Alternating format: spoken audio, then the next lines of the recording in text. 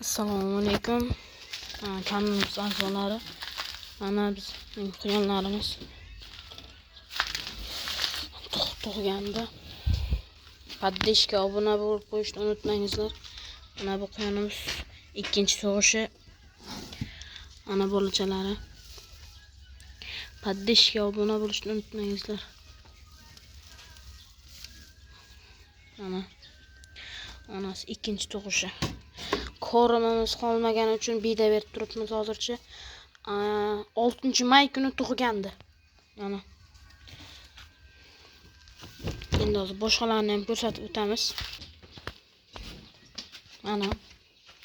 Bu yerda ham quyonimiz bor mana. U ham velikantga chatishgan deb olganmiz.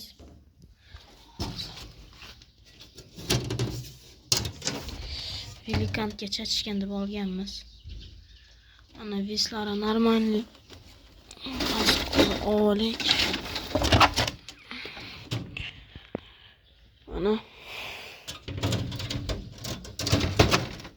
Normalniy. 3 kilo atrofida bor, 3 kilo, 4 kilo.